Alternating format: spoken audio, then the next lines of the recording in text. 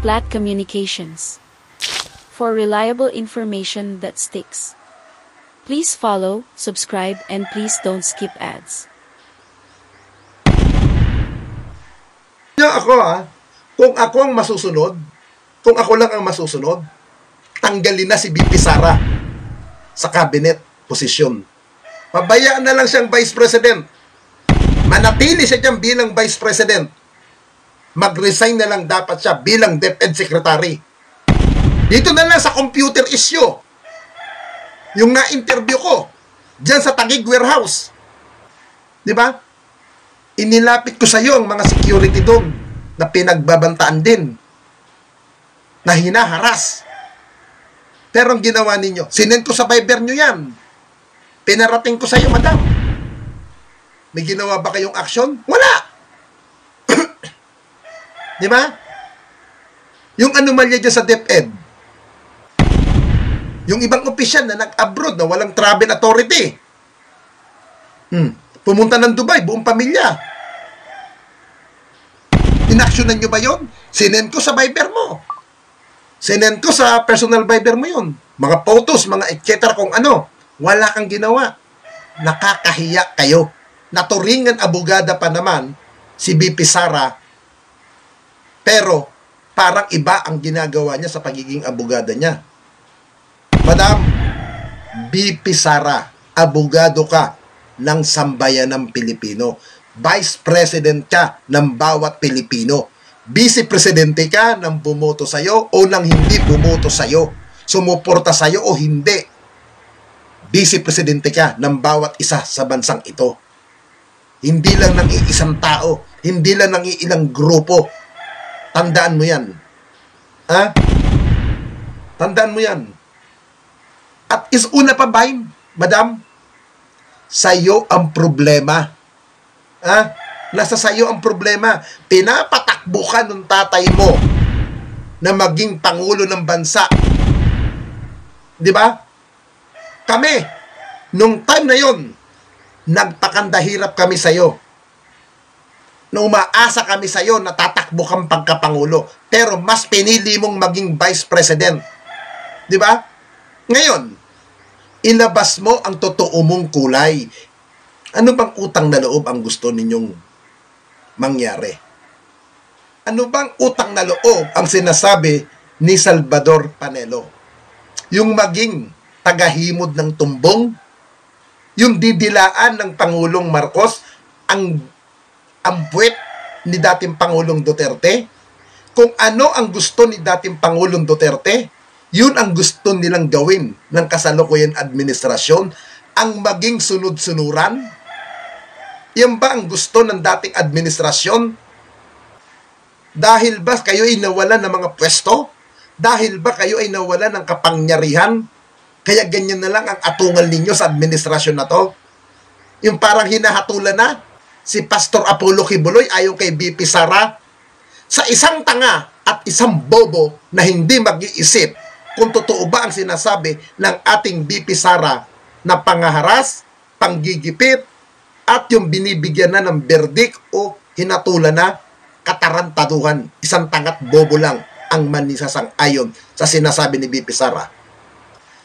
Wala daw due process. At doon naman sa mga supporter ni Pangulong Duterte, hindi ho hinaharas si Kibuloy.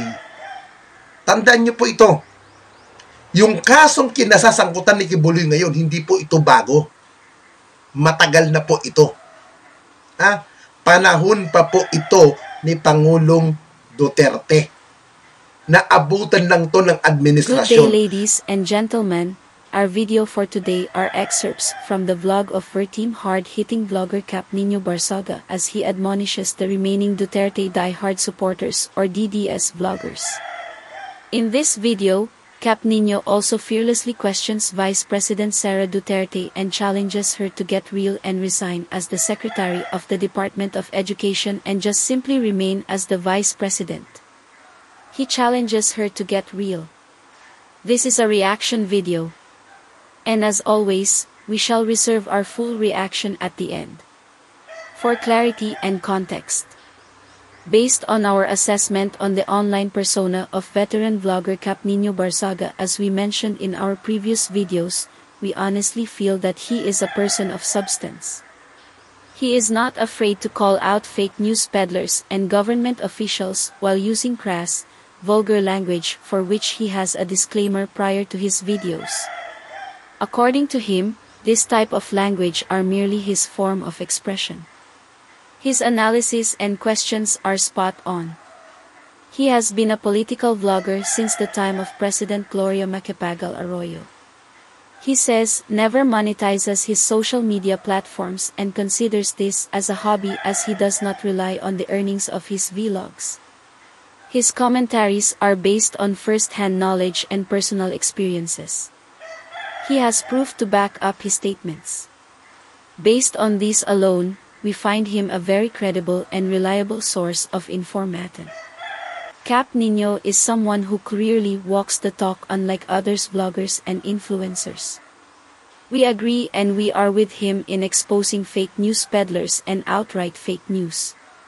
For us, his choice of other content like goofing off and wearing odd clothing based on his sexual preference does not matter. It is his right to express himself. Inasmuch as his call for the resignation of Vice President Sara Duterte goes, we do not agree simply because we want the UNI team to remain intact. We find his call for her resignation logical and valid, but we differ in this aspect. So are you ready? We shall start immediately after our channel intro with shoutouts. Hello everyone, welcome to Splat Communications, your channel for reliable, relevant and accurate information regarding sports, surveys, statistics, science, politics, people, lifestyle, arts, travel and technology.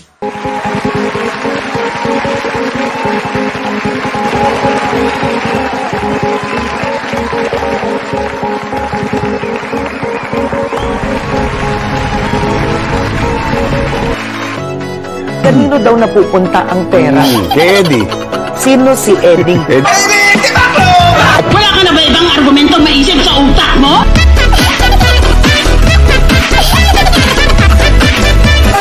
Tumindig kayo! Yung ganito.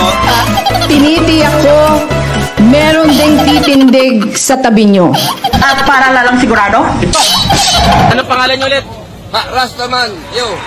Half human, half zombie. What you gonna do? What you gonna do with a big butt? Wiggle, wiggle, wiggle.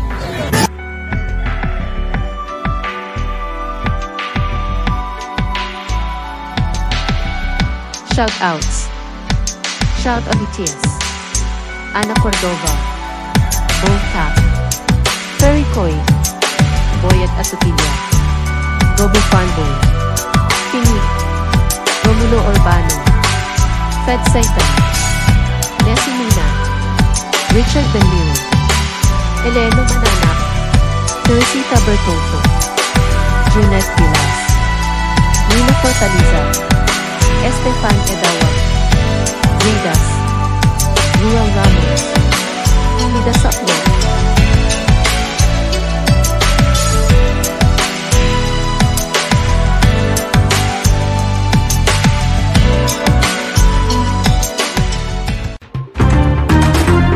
Kahapon, nagsalita na naman si dating Pangulong Duterte dyan po sa Loton, Manila. At nagsalita din yung mga ibang kapartido niya. Pero kahapon, ang napansin ko kahapon, isang dating sekretary, na si dating sekretary legal counsel ba yun? Na si Attorney Salvador Panelo, na kumandidato rin bilang senador. Pero, sa masamang palad, hindi sinuwerte, hindi nanalo. Ibig sabihin, natalo. At kahapon, hindi ko napansin kahapon si Harry Roque. I don't know kung nadudoon ba siya kahapon. Pero, tinapos ko yung programa kasi ang naabutan ko sa live nila si Attorney Salvador Panelo nung nagsasalita. Dito ako natatawa kay Salvador Panelo. Ang sabi niya, wala daw utang na loob ang Marcos administration ni Pangulong Bongbong Marcos. Wala daw utang na loob, wala daw something na tawag nito, yung bang pagganti sa ginawang mabubuti daw sa kanya ng mga Duterte. Una sa lahat, attorney, alam mo, yung pagtulong nyo ba sa isang kandidato, sa isang politiko, kailangan may utang na loob.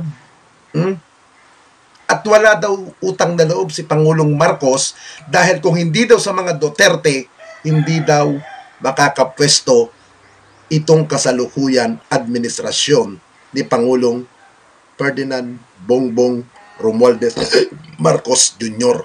Yun ang sinabi niya kahapon sa kanyang talumpati. Alam niyo mga kaibigan, ang problema dito sa dating administrasyon, sa dating Pangulo natin, at sa mga 10 ng kanyang kapanalig na sinasabing ganun ang binitawan kahapon ni Panelo na walang utang na loob. Ano bang utang na loob ang gusto ninyong mangyari? Ano bang utang na loob ang sinasabi ni Salvador Panelo? Yung maging tagahimod ng tumbong? Yung didilaan ng Pangulong Marcos ang puwet ni dating Pangulong Duterte? Kung ano ang gusto ni dating Pangulong Duterte, yun ang gusto nilang gawin ng kasalukuyan administrasyon, ang maging sunod-sunuran. Yan ba ang gusto ng dating administrasyon? Ang pangit naman ng ata ng ganun. Yung salitang utang na loob, Attorney Panelo, may lugar yan. May hangganan ng utang na loob sa sinasabi mo. Unang-una, si Pangulong Marcos, nagsumikap naman yung mama. Di ba? Nagsumikap, nangampanya, ginampanan niya ang papel niya bilang kandidato, at yun naman ay pinakinggan siya at sinuportahan siya ng 31 milyon na botante sa bansang ito. Sa 31 milyon na yon, hindi naman lahat yon sumasang-ayon sa dating Pangulong Duterte. Unang-una, balikan natin Panelo, Attorney Panelo. Katakot-takot na pambubuli ang inabot ng administrasyon na to nung siya'y tumatakbo. Ano yung mga pambubuli? Sinasabi dati natin, bangag. Gumagamit ng pulburon. Di ba? Nagsalita rin si dating Pangulong Duterte na weak leader ang kasalukuyan administrasyon nung panahon nung nangangampanya siya. Weak leader ang sinasabi ninyo. Di ba? Ngayon, sinakyan namin yan ng mga vlogger ninyo. Di ba? Lahat ng paninira sa administrasyon na to, ginawa nyo rin at kami naman ay sumunod. Now, dahil ba sa nangyari, ito pang nakakatawa, Attorney Panelo. Todo depensa ka kay BBM nung time ng election, ng presidential election. Todo ka tagtatanggol sa kanya. Di ba? Kahit alam mong wala kang pag-asang manalo, puro ka depensa sa kanya. Ngayon sasabihin mo, walang utang na loob. Bakit? Anong utang sa'yo, Attorney Panelo? Anong utang niya sa'yo? Attorney, anong utang sa'yo ng kasalukuyan administrasyon? I think wala. Di ba? Sino bang unang umatake sa Marcos administration nung naupo na? Hindi ba kayo? Halos si Pangulong Marcos, maganda ang relasyon sa inyo. Kayo ang bumubutas. Kayo ang gumagawa ng isyo para masira ang tinatawag ninyong unit team. Di ba? Kayo ang nagwawasak. Di ba? Imbis pahupain ninyo, imbis pagkasunduin ninyo, dahil ba kayo ay nawalan ng mga pwesto? Dahil ba kayo ay nawalan ng kapangyarihan? Kaya ganyan na lang ang atungal ninyo sa administrasyon na to? Alam niyo ako, kung ako ang masusunod, kung ako lang ang masusunod, tanggalin na si BP Sara sa cabinet posisyon. Pabayaan na lang siyang Vice President. Manatili siya dyan bilang Vice President. Mag-resign na lang dapat siya bilang DepEd Secretary. Total, nagsasalita-salita na rin. Hindi man siya rektahan na nagsasalita laban sa Pangulo, pero yung mga pasaring ni BP Sara ngayon, ganun din ang pupuntahan niyan. Ganun din ang direksyon ng patutunguhan niyan. Di ba? Dapat mag-resign na siya bilang Defense Secretary. Manatili siya bilang Vice President kung yan ang ano niya. Di ba? Wag yung, napakahirap nung ganun eh, yung nakikipagplastikan. Mahirap yun. Yung nakikipagplastikan. Kita mo nga, iba na ang pakitungo sa inyo ng mga ibang cabinet secretary, yung ibang nakapalibot kay BBBM. Plastikan na lang yan. Di ba? Kahapon, in fairness, natuwa ako sa sinabi ni Digong kahapon eh, kagabi. Yung sinabi niyang, huwag lumusob sa Malacanang, huwag puntahan ang sentro ng kapangyarihan para lusubin kahapon. Bakit? Hindi nyo rin kaya. Takot din kayo. Di ba? Takot din kayo. Ano yung ginawa nyo kahapon? Pagpapakita ng pwersa? Para masabi ninyo na hindi kayo pwedeng kantiin? Dahil marami kayo? Alam nyo, ang malas nyo lamang dito, ang laki ng pinagkaiba dito eh. Yung nangyari kay dating Pangulong Joseph Ejercito Estrada at dati sa dating Pangulo na si Gloria Macapagal Arroyo, iba ang malaki ang pagkakaiba sa administrasyon ngayon para mapabagsak ninyo. Bakit? Kasi unang-una, ang simbahan Katoliko talagang sumuporta para mapatalsik si dating Pangulong Erap Estrada. Pangalawa, may mga makakaliwa doon. Di ba? Kaya napatalsik si dating Pangulong Erap Estrada at naluklok si dating Pangulong Gloria Macapagal Arroyo.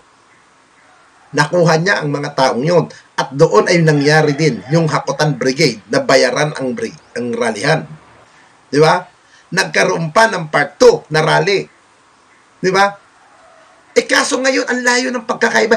Pati yung mga tinatawag na dilawan, nakuha ni GMA. Di ba? Ngayon, ang laki. Ang laki ng diferensya. Lahat ng galit kay BBM noong eleksyon ng mga dilawan, nagalit din sa dating administrasyon ni Pangulong Duterte, kuha ang suporta ni BBM. Kaya hindi nyo mahahakot yung mga dilawan, yung mga taga-simbahan na Katoliko at yung ibang religyos. Hindi nyo mahahakot yan. Ang hakot nyo lang naman yung simbahan ni Kibuloy na ang pinagmamalaki na may 7 million daw. Ano? Ilang milyon? 7 million? O sabihin na natin, 10 milyon na. Bakit ang nakuhang boto ni Panelo, nila Harry Roque, at 10 ng kapartido ni PRRD, hindi ganun ang bilang na nakuha. Ito do suporta ang SMNI, ang grupo nila Kibuloy. Nasaan yung mga supporter ni sinasabing ganun ang bilang? Bakit hindi sinunod si Kibuloy?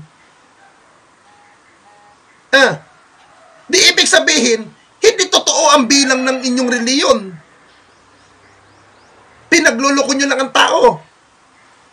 Diba? Pero hindi yan ang topic eh. Ang pinaka-topic dito ng ating live ngayon, itong sinasabi ko na sana yun, pangaharas na daw ang ginagawa kay Pastor Apollo Kibuloy ayon sa kanyang mga supporter.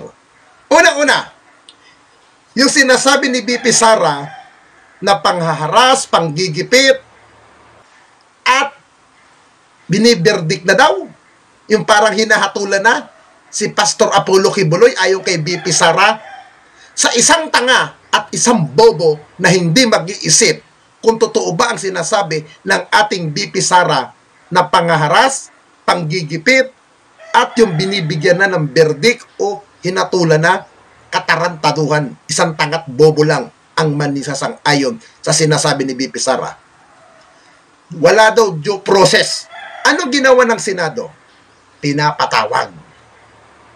Di ba? Binibigyan siya ng pagkakataon na magsalita para idepensa ang sarili niya. Sabihin na natin, hindi korte ang Senado, hindi korte ang Kongreso, pero meron silang power na magpatawag, mag-imbestiga. Nasa batas yan. Hindi nga Kongreso. Ang Kongreso, Senado, tama yun. Hindi Senado.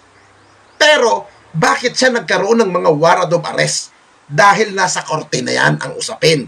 Ngayon, kung hinarap ng maayos, pinuntahan ng ni Kibuloy at sagutin at harapin yung mga akusasyon sa kanya sa korte, aabot ba sa punto na magkakaroon siya ng warrant of arrest? Magkakaroon ba siya ng warrant of arrest?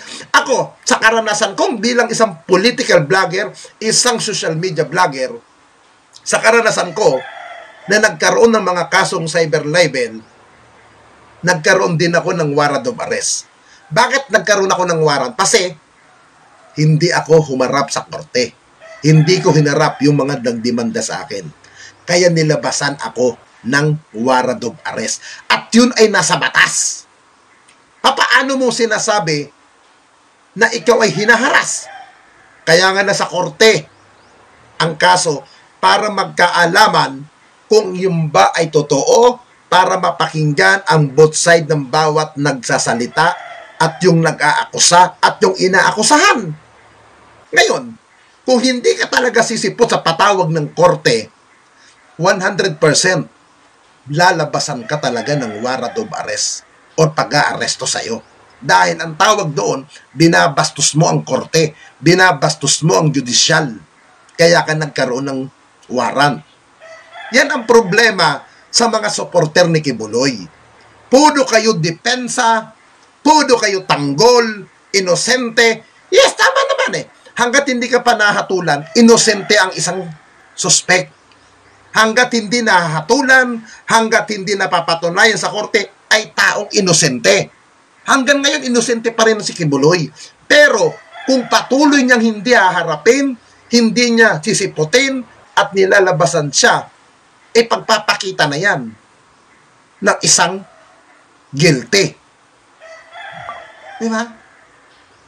Simple lang ang gustong mangyari ng mga biktima at ng Senado at Kongreso. Malinawan ano ba ang isyong ito. Hindi, alam nyo, kung kukuha kayo ng simpatya, pagharapin nyo si Kibuloy. Hindi yung mananawagan kayo ng resign, Marcos, resign. Hindi makakatulong yan sa kaso ni Kibuloy. Tandaan natin itong mga allegation na to, dati pa ito sa panahon ni Pangulong Duterte.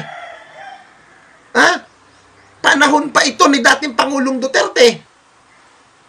Kung ito'y inasikaso ng administrasyon ni dating Pangulong Duterte at hindi ito binaliwala at hindi walang naging hukus-pukus kung ano man hukus-pukus ang ginawa o ano, disin sana walang problema ngayon si Kibuloy. Di ba?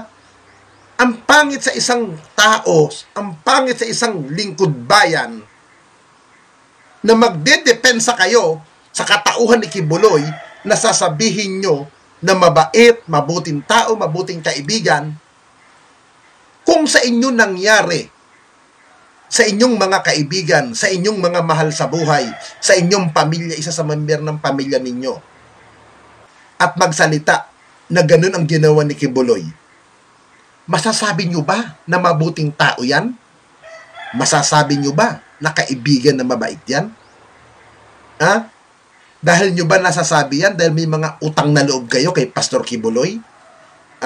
Dahil nung eleksyon, ginamit nyo yung kanyang mga sasakyan, ginamit nyo yung kanyang eroplano, mga helikopter, at ngayon ay tinatawag nyo ng pagtanaw ng utang na loob.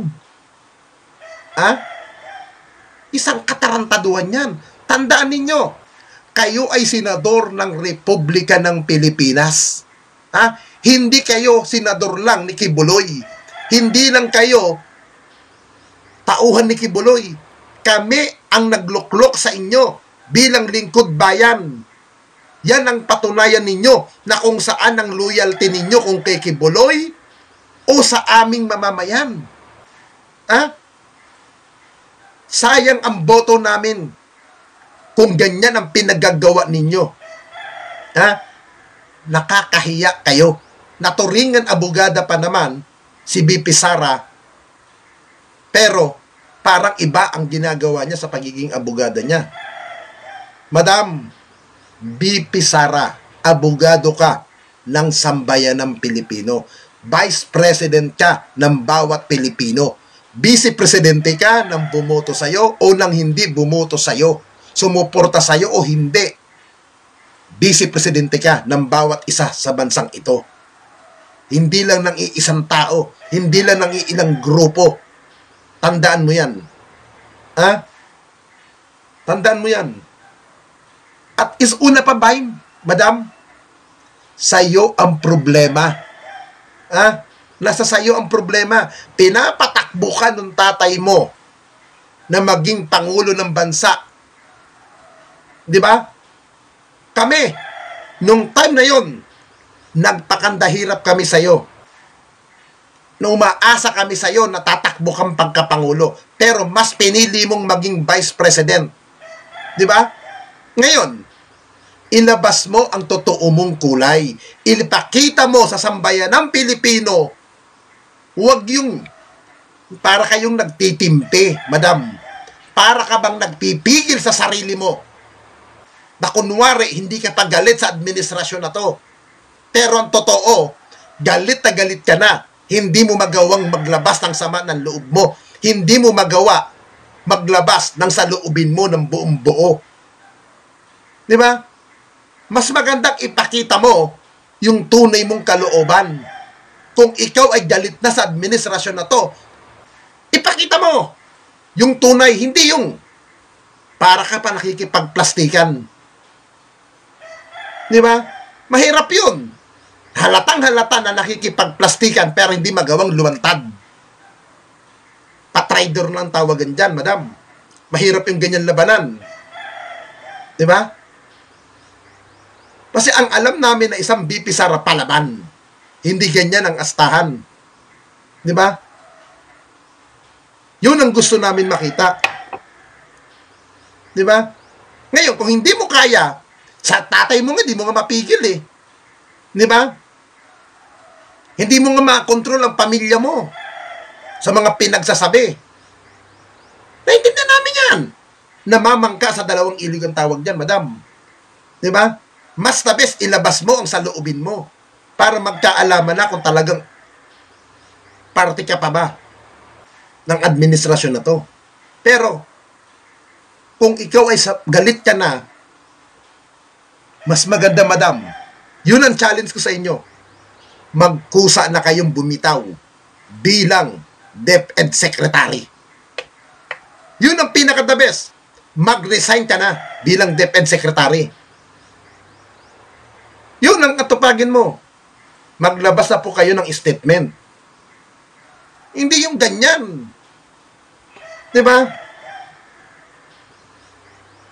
Diba? Maganda tong nangyari nung eleksyon. Mula sa Pangulo hanggang sa pagka-vice, nanalo ang dalawang magkapartido. Ang ganda nun. Mas magsalita ka kung anong pipiliin mo. Ang administrasyon na to o ang pamilya mo.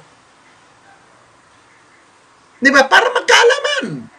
Kasi sa tingin ko, mas marami ang pwede pang umupo sa DepEd kaysa sa'yo, madam. Ang daming naging negative issue sa DepEd. Pero hindi nyo nalinawan. Diba? Dito na lang sa computer issue. Yung na-interview ko, dyan sa Taguig Warehouse. Diba? Inilapit ko sa iyo ang mga security doon na pinagbabantaan din. Na hinaharas. Pero ang ginawa ninyo, sinend ko sa Viber nyo yan. Pinarating ko sa iyo, madam. May ginawa ba kayong action? Wala! Diba? Yung anomalya dyan sa DepEd, yung ibang opisyal na nag-abroad na walang travel authority, pumunta ng Dubai, buong pamilya. Inaksyonan nyo ba yun? Sinend ko sa Viber mo. Sinend ko sa personal Viber mo yun. Mga photos, mga etc. kung ano. Wala kang ginawa. Diba? Hindi mo inaksyonan. Bagkus, binigyan nyo pa ng medyo mas ano. Noong mga pas, hindi kayo tumatanggap masyado ng bisita, di ba? Ng mga supporter. Pero ayon sa aking nakukuha ang impormasyon dyan sa loob ng DepEd. Tumatanggap na kayo ng mga bisita para maipakita lang at doon makadagdag suporta sa inyo para hindi mabwisit. Di ba? Para hindi medyo magtampong ibang supporter. Alam mo, madam, mas the best, ipakita mo yung totoong kulay nyo. Ha? Pakita nyo na kayo ay rindi na. Hindi yung paharap kayo kay Pangulong Marcos, pangiti-ngiti kayo doon, pa-smile, pero deep inside, di ba palang nasa looban? Iba yun. Mas the best, madam, mag-step down ka na bilang DepEd Secretary. Di ba? Para magkaalaman, both side. Di ba? Magsalita ka na kung anong saloobin mo talaga, yung totoong saloobin mo. Kasi ang alam namin, matapang ka, madam. Alam namin, palaban kayo. Di ba? Yun ang pinaka-the best. Di ba? Yun ang pinaka-the best. Ilabas mo ang saloobin mo. Hindi yung nagpipigil-pigil ka pa. Pag nag-i-speech ka, madam, halata naman nagbabasa kayo sa bawat videograph nyo. Bawat mga mensahe ninyo sa mga nilalabas nyo sa social media nyo. May binabasa kayo. Halatang-halata, madam, sa bawat nakikita. Di ba? Sabi ko nga noon sa mga ibang DDS vlogger, ngayon na tumakbo si BP Sara sa pagka-vice, malabo na yan manalo by 2028. Malabo na yan. Iba ang tinang mo noon kaysa ngayon, madam. Sabi nga nung ibang mga kakilala ko, na kaibigan mo din. Nyo, minsan nag-uusap-usap kami, nagkakape kami, somewhere in mga hotel ni Metro Manila. Nyo, hindi bagay kay BP Sara ang national. Pang-local lang talaga si BP Sara. Hindi niya kayang anuhin yung mga issue sa national. Di ba? Di ba? Alam mo, madam, pinaka-the best, ilabas mong sa loobin. Kung hindi mo kayang gawin yun, mas maganda, madam, itahimik mo na lang ang bibig nyo. Hindi ka sinisira. Hindi po kayo winawarak sa social media, madam. Hindi po kayo winawasak. Hindi ko kayo ginaganon. Pero, may mga issue na hindi nyo pa po nasasagot. At wala ho kayong nagagawang aksyon dyan sa loob sa DepEd. Ang kailangan ng mga teacher dyan sa tanggapan nyo, yung totoong reforma. Yung totoong may kapakinabangan. Yun ang kailangan. Yun ang kailangan nila. Yung mapanagot, yung mga taong sangkot talaga sa katiwalian dyan, na hanggang ngayon din nyo pareho na nasasagutan. Di ba? May balita nga ako dyan, isang opisyal. Ikwento ko pa ba? Hindi na. Kasi kaibigan ko din yun eh. Malaki din ang respeto ko doon sa tao na yun. Hindi ko na i-mention yun. Na tinanggal ninyo. Binaba nyo na sa dating pwesto niya, pero binaba nyo bilang pangkaraniwan. Pinalitan nyo. Di ba? Dahil may respeto ako doon. At doon naman sa mga supporter ni Pangulong Duterte, hindi ho hinaharas si Kibuloy. Tandaan nyo po ito. Yung kasong kinasasangkutan ni Kibuloy ngayon, hindi po ito bago. Matagal na po ito. Panahon pa po ito ni Pangulong Duterte. Naabutan lang to ng administrasyon. At trabaho ng Senado na mag-imbestiga dahil nasa batas po yan. Doon sa mga taong mangmang na nagmamarunong na sinasabi niyong pangaharas, justice, justice, justice kay Kibuloy, ay isang katarantaduhan. Si Kibuloy po kayang-kayang kumuha ng dekalidad na abogado.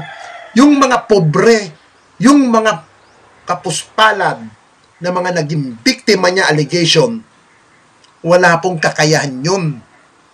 Bagkus natatakot sila sa kanilang seguridad. Dahil may kakayahan daw si Kibuloy na gawin ang hindi maganda sa kanilang sarili. Kita nyo na nga, sarili niyang apo. Apo niya na to mismo, kadugo niya ha, kadugo niya. Nagsasalita ng negative sa kanya. Kadugo niya. Kapamilya niya.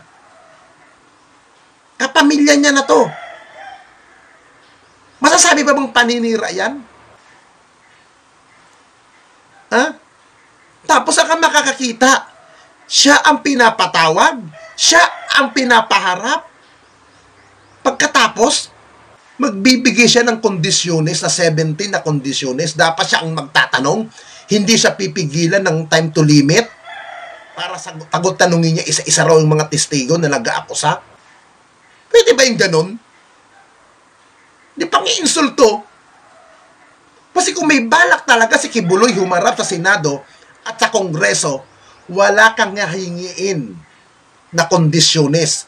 At kung alam mo sa sarili mo na ikaw ay matuwid, ikaw ay isang matino at wala kang ganun dungis na binabato sa'yo at wala kang ganun kaso at hindi totoo lahat yan na sinasabi laban sa'yo, face to face haharap ka. Wala kang pag-aalinlangan na haharapin mo yan.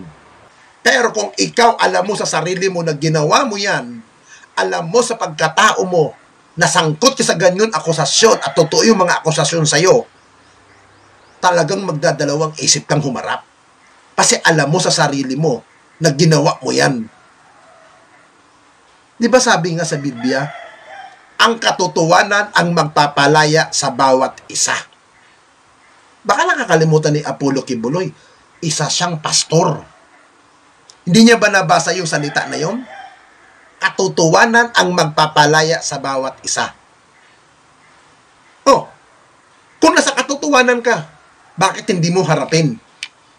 Kasi alam mo sa sarili mo, wala ka sa katotohanan. Wala ka sa kaayusan. At totoo yung mga akusasyon sa'yo. Yan ang pagkakaalam mo sa sarili mo. Kaya hindi mo nga hinarap eh. Kasi kung totoo yung sinasabi mong hindi totoo yan, gawa-gawa lang yan, face to face, kaya mong harapin eh. Di ba? Bili mo kahapon na lang ito.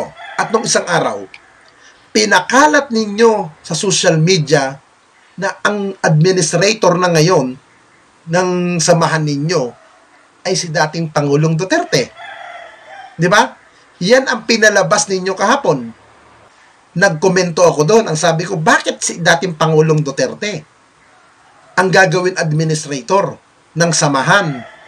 Wala ba siyang deputy pastor? Wala ba siyang katiwalang mga pastor? I think hindi lang si Kibuloy ang pastor ng samahan na yan. May mga disipulo yan. Malaking insulto yan pag si Duterte ang ginawa niyang administrator. Nasaan yung mga alipuri si Kibuloy na talagang nagpakandahirap din dyan sa samahan na yan? Di ba? Ngayon, nalinawan kahapon sa kongresong ginawang committee hearing sa franchise. Oh, na hindi naman pala si Digong ang ginawa niyong administrator. Ano yun? Fake news pala yun. Pero sa inyo nang galing ang balita. Kayo ang naglabas. Ang deputy administrator pala ngayon dyan. Yung pastor na isa. Sabi nga nung isang congressman kahapon, no? Bakit ikaw ang gagawing katiwala dyan? Na hindi ka marunong magtagalog, na hindi ka marunong mag-Ingles. Ano ang meron sa'yo na wala sa ibang kapwa mo pastor? Ha? Di ba? Pero mabuti na rin yun na nagkalinawan kahapon. Di ba? Kasi kung totoo na ginawa siyang administrator, hindi malayong isipin ng ibang tao, bakit si Digong? Na hindi naman yan pastor. Hindi naman yan part ng hindi naman siya opisyal ng simbahan na yan. Di ba? Di ba? Na hindi naman siya member ng simbahan na yan. Kaibigan lang siya ni Apollo Kibuloy. Siyempre ang iisipin niyan, politiko to. Hindi kaya meron sikretong na hindi dapat mabulgar? Na iiwan sa iyo ang mga ari-arian, property? Kanino ba yan? Di ba? Yung mga ganun kaisipan, hindi malayong ganun na mag-iisipan yan. Pero ngayon, ito ang maganda doon. Nagkalinawan kahapon. Sana, kahapon nanonood ako kay Atty. Topacio sa hearing, nahihirapan siya. Hirap siya sa kalagayan ni Atty. Topacio na depensa, todo depensa kay Pastor Apollo Kibuloy. Pero, yung kliyente niya, ayaw humarap. Tapos kahapon pa sinasabi pa nila, di ba? Ito. Ang sabi pa kahapon sa Kongreso, sa House hearing, hindi na daw parte si Kibuloy ng SMNI. Hindi na daw siyang nakikialam. Alam ng lahat. Alam ng bawat tao na lalong-lalo na dito mulat sa social media, lalong-lalo na dito sa mga nanonood sa SMNI, alam ng lahat na ang nagmamay-ari niyan ay si Pastor Apollo Kibuloy.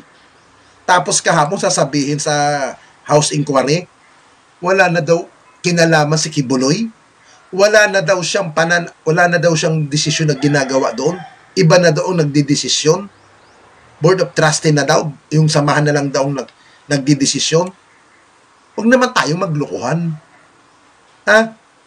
Huwag tayong maglokohan. Ha?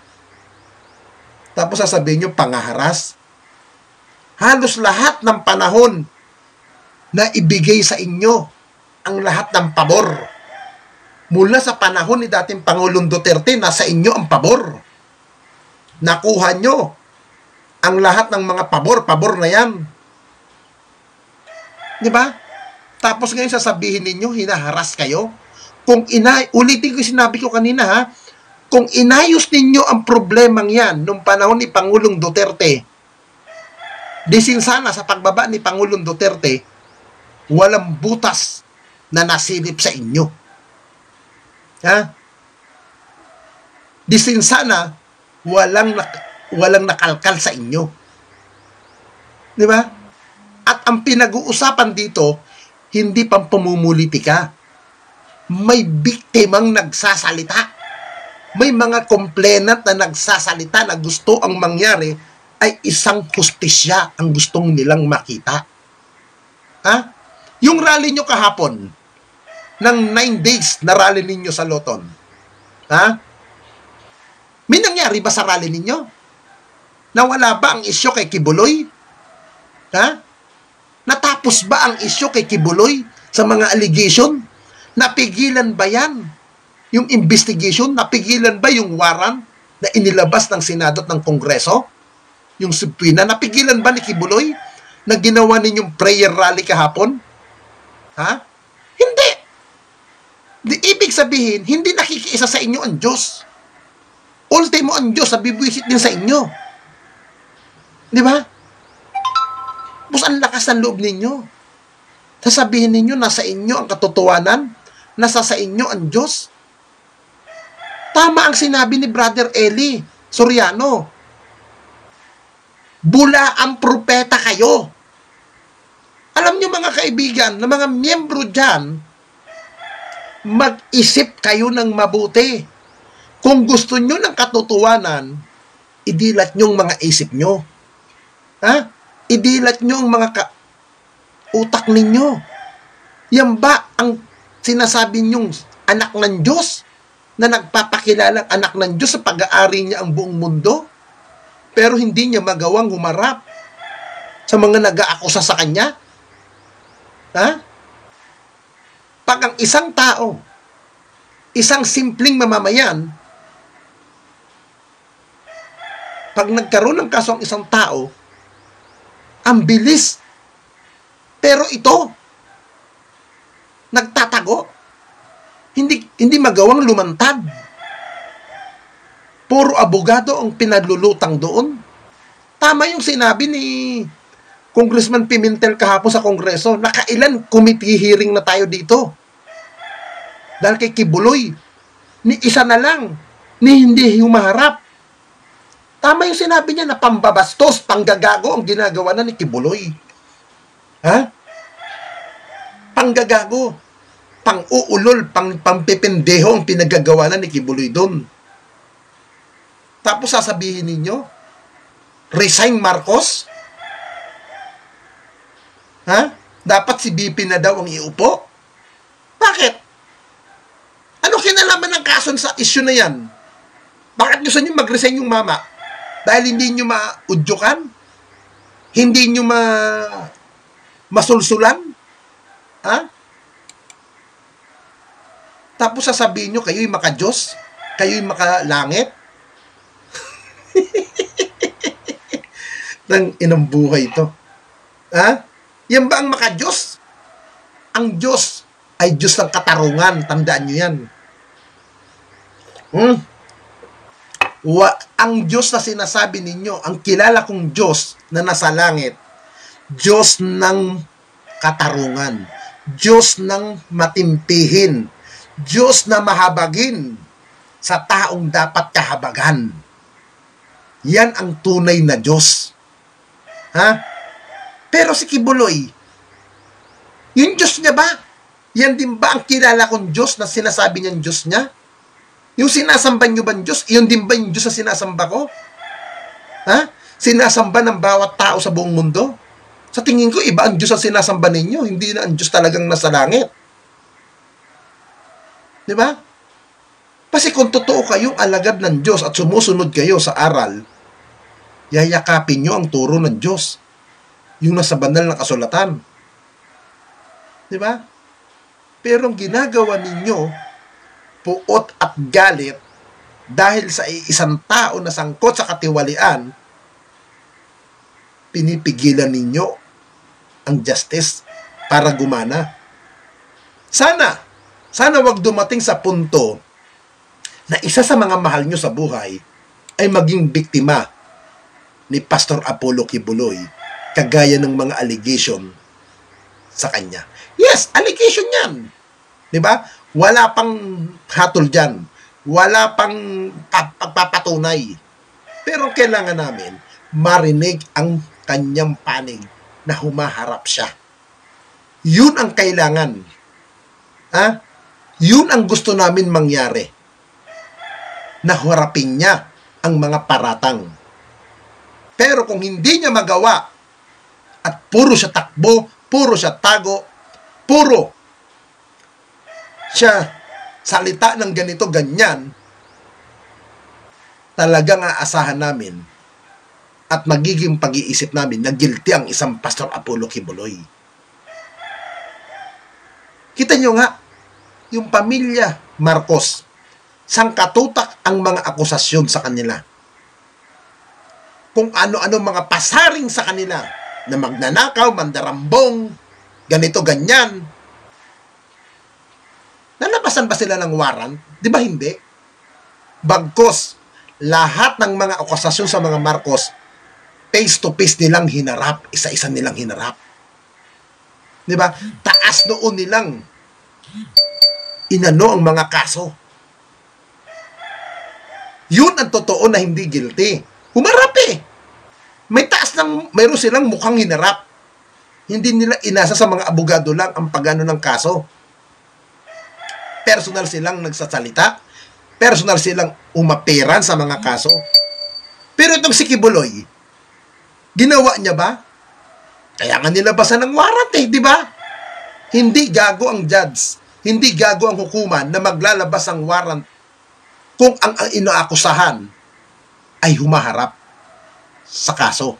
Kaya nga po yan, nilabasan ng warrant kasi malinaw pa at sa sikat ng araw na hindi humaharap ang inyong pastor na sinasabi nyong hinaharas. Hindi pwede na naghihiring na hindi ka humaharap. Kailangan ang presensya mo dyan para madinig ang panig mo. Hindi pwedeng abogado lang ang magsasalita dyan. Kailangan ang presensya mo. Yan ang hindi ginagawa ni Pastor Kibuloy. Ang tawag po dyan, hindi pangaharas. Binibigyan siya ng due process. Ha? Sobra-sobra nang ibinigay sa kanya. Ha? Kaya kung ako sa Kongreso, huwag nyo nang bigyan ng pagkakataon. Huwag nyo nang bigyan. Ito na lang. Ha? Ito guys. Naalala ninyo yung hearing na nangyari sa pagkakatanggal ng prangkisa ng ABS-CBN Broadcasting Company? Sino unang-unang tuwang-tuwa dyan? Sino unang-unang bumakbak dyan? Hindi ba SMNI? Di ba? Anong sinasagot nila? Tanggalin na ang ABS-CBN. Oh. Bakit tatanggal ang ABS-CBN? Nang natanggalan ng prangkisa? Dahil nahanapan ng butas. Dahil may mga nakitang irregularidad na hindi na ayon sa batas. Todo depensa tayo doon. Todo tayo puri sa ginawa ng Kongreso na yun. At ng Senado. Di ba? Pudo tayo palakpak sa Kongreso. Mga DDS, di ba? Ngayon, na nasangkot ang SMNI sa ganyang katiwalian, sa ganyang irregalidad, ngayon, anong ginagawa ng mga ibang sumusuporta kay Digong? Kikibuloy? Pangaharas na daw. Panggigipit. Pagpatay daw ng freedom of expression. Pagpatay daw ng malayang pamamahayag. Hindi pagpatay yan. Hindi pagpatay yan ng malayang pamamahayag. Ha? May batas tayong dapat sundin, mga gago. Ha? Tandaan nyo, may prangkisa ibinigay na galing sa Kongreso. Ngayon, may power ang Kongreso na tanungin, imbestigahan yan. Yung ginawa natin sa ABS-CBN, isipin nyo to, yung maraming natanggalan ng trabaho sa ABS-CBN, na tinapik-tapik natin sa vlog, na puro mga masasakit na salitang ginagawa natin sa ABS-CBN. Di ba putudo tayo suporta doon? Dahil mali. Bakit ngayon itong maling ginagawa ni Kibuloy, hindi nyo magawa? Ha? Akala ko ba matatalinong ibang vlogger na defender ni Pangulong Duterte? Akala ko ba mga malawak ang utak? Bakit nagiging tanga kayo? Tandaan mo, ako, pro-government. Sumusuporta ako sa PNP, pinapakita ko ang magagandang gawa. Ha? Pinapakita ko yung mga mabubuting ginagawa nila. Ha? Hindi ako bayad ng PNP, hindi ako bayaran ng PNP. Ako'y sumusuporta at rumirespeto sa kapulisan. Pinapakita ko lang yung magandang gawa nila. Ha? Bakit? Naalala mo ba nung panahon ng ito i-recall ko ito. One time, nagkaroon, kasi ngayon kasi pababa na kasi si Chief PNP. Pababa na si General Acorda bilang PNP Chief. Pababa na siya ngayong manta to. Now, nung panahon ni dating Pangulong Duterte, one time, madaling araw, na-text ako ni dating Police Lieutenant General Vicente Danao. Tinext ako one time yan. Ninyo, inuupakan ako nung mga kaibigan mong DDS vlogger. Sabi niyang ganon. Ibinabakbakan ako ni Jam Magno. Ni Jam Magno. Sabi ko, Sir, off the record yun. Hindi ko ni-record yung usapan namin ni General Danao. Pero may text siya sa akin na masama ang loob ni General Danao sa ginawa sa kanya ng ibang DDS vlogger. Ngayon, nagtanong ako sa mga ibang tropa. Nagtanong ako, kung natatandaan mo ito, Byron,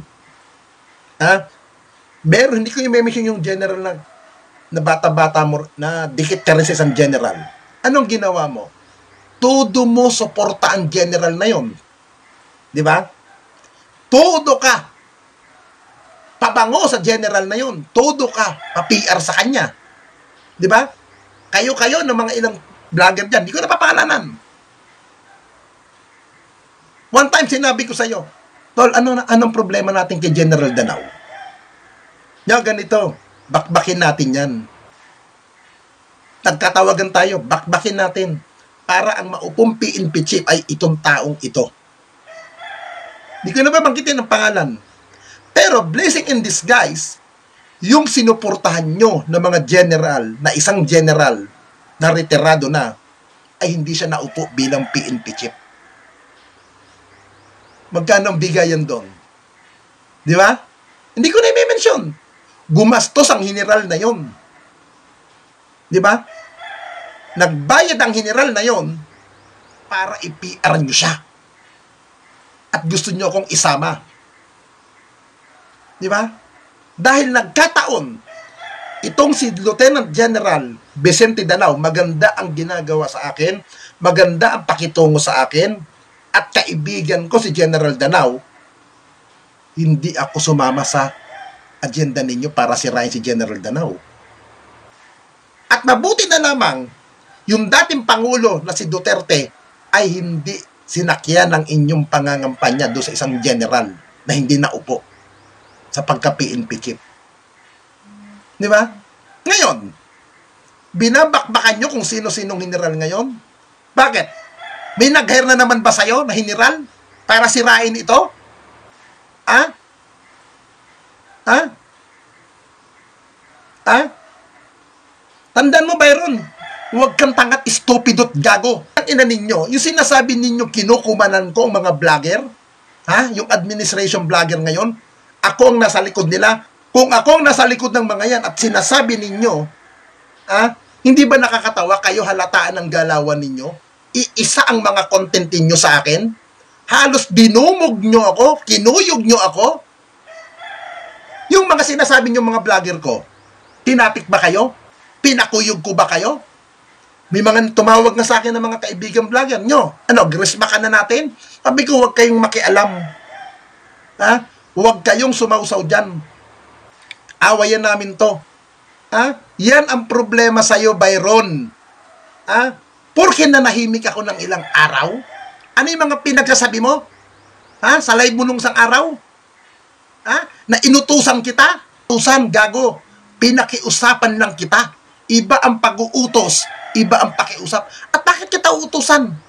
Hindi kita tao, hindi tayo magkaano. Bakit, Bimar? Ano ba ang tapang mo ngayon? Ha? Kita mo nga nung dati, nung baguhan kang vlogger, isa. Ha? Ngayon ka lang na nagkaayos eh.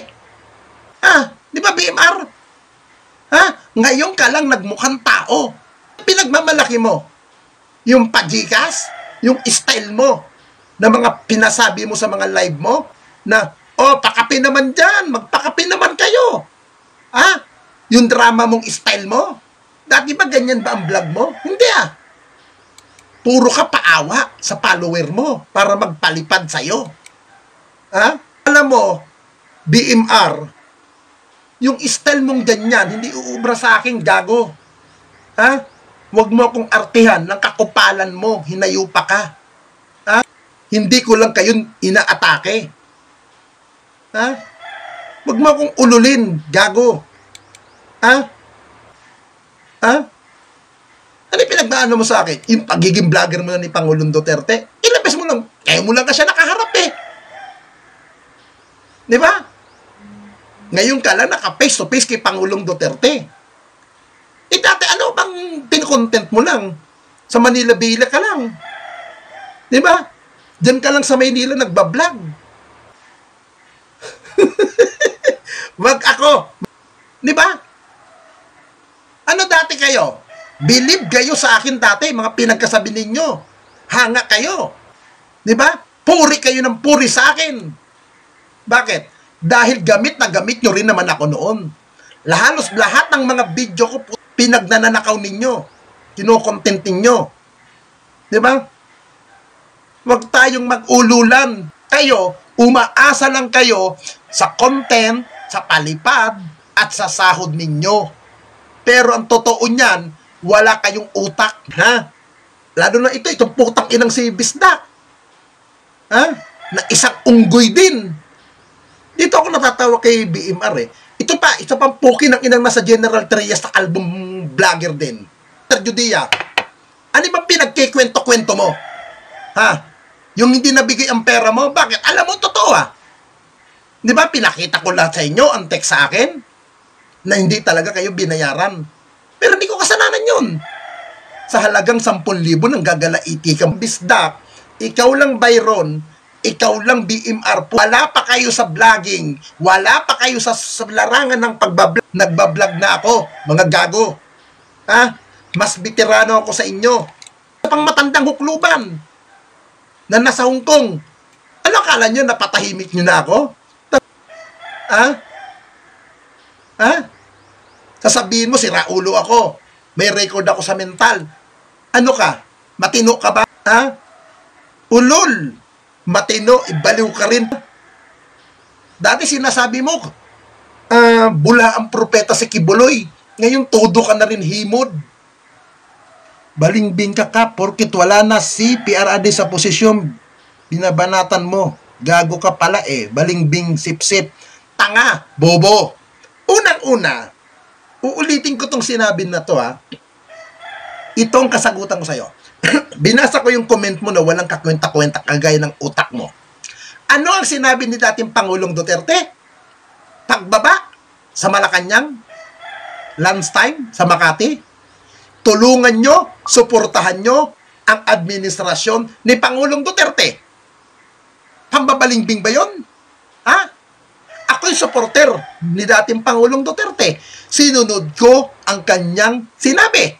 Di ba? Sabi niya, suportahan, tulungan ang bagong administrasyon ni Pangulong Bongbong Marcos. Ngayon, sinuway ko ba yung sinabi niya? Sumunod lang ako. Bilang isang supporter, ginampanan ko ang pagiging supporter ko kay Pangulong Duterte na kanyang sinasabi, tulungan, suportahan, at sumunod sa gustong mangyari. Ginawa ko ngayon. Ngayon, matatawag bang pagbabalingbing yun? Sa isang tanggang kagaya mo, na hindi naman supporter ni Pangulong Duterte, balingbing ang tawag doon dahil tanga ka. Ngayon, ang sinabi rin ng kandidato ko, na si dating Manila Mayor, Isko Moreno, may nagdesisyon na, nagtasya na ang nakakarami. Di ba? Tulungan na natin ang bagong uupo. Nagsalita na, tapos ng eleksyon, magkaisa tayo. Ngayon, bilang supporter ni dating Manila Mayor Isko Moreno, sinunod ko. Ha? Ngayon, matatawag bang pagbabalingbing yun? Sa isang tanga, bobo na kagaya mo, ganun ang kaisipan. Pero dahil mangmang ka, di ba? Hindi ko masisisi yan Kasi nga, tanga ka at bobo. Di ba? Anong gusto mo? Walang hiyain ko ang administrasyon na to? Di ba nasa Bilbia? Magpasakop kayo sa pamahalaan. Dahil ang pamahalaan na namumuno ay nanggaling sa akin. Di ba? Nasa Bilbia yan. Yan ang obligasyon. Hindi porke supporter ka ng isang politiko, tag-away na, at galit na ang dating Pangulo sa kasalukuyang administrasyon at dating supporter niya, magagalit na rin ako. Abay, teka. Ibang usapan yan. Ibang issue yan. Di ba? Yes. Duterte supporter ako, pero sa pagkakataon na to, dahil sinabi niyang suportahan, sinusunod ko ang sinabi niya.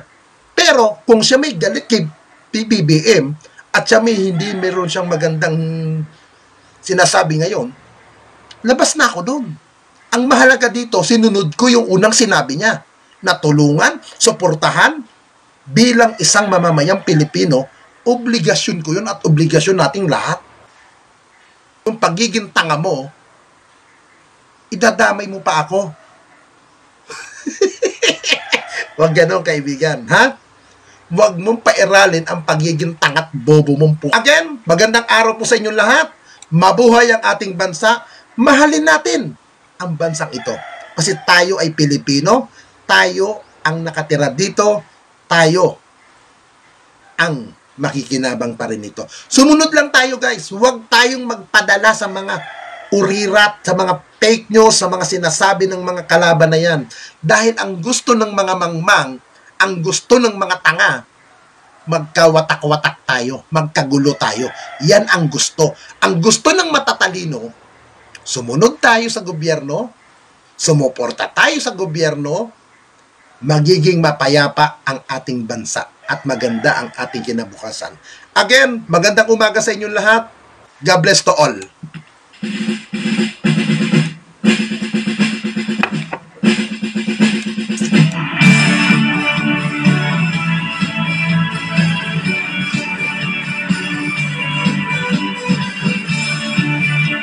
We love you all. Maraming salamat sa inyong panunood at suporta Okay, sa wow. aking vlog.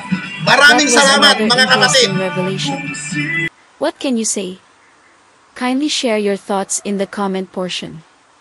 Again, we reiterate that we do not collectively agree for the calls of Cap Nino for Vice President Sara Duterte to resign simply because we still believe in the uni team. However far-fetched, a true unification seems impossible at this point. We agree, however, with the reasons that Cap Nino stated to support his clamor for her resignation. It is clear and logical. He tried to be respectful and clear, reserving invectives during the last segment of the video when he defended himself against the attacks of other vloggers, influencers, and rightfully so. We agree with his statement that at this point Pastor Apollo Quibili is not guilty of anything. He is still presumed innocent like all other accused are. He should be presumed innocent unless proven otherwise in a competent court of laws. However, whatever the good pastor's reasons are or his rationalizations, not showing up may increase the perception of guilt. We like the portion that Cap Nino stated that the God he knows is the God of justice. And we agree that this is what both sides deserve, justice if the accusers or victims are saying the truth and justice for Pastor Quiboloy if he is wrongfully accused. With the recent cases filed by the Department of Justice, Pastor Quiboloy may get what he wishes for. A trial in the courts, rather than in the bar of public percent ion via the Senate on House inquiries. In the end, VP Soros should be more circumspect. She is the caretaker of this country while President Ferdinand Marcos Jr. is in Euro for a working and a state visit. It does not look well that as the caretaker of the nation, she will be seen in the company of those who see the president's ouster. In behalf of the Splat Communications team, thank you. Till next time. Stay safe. Rosa out. Bye.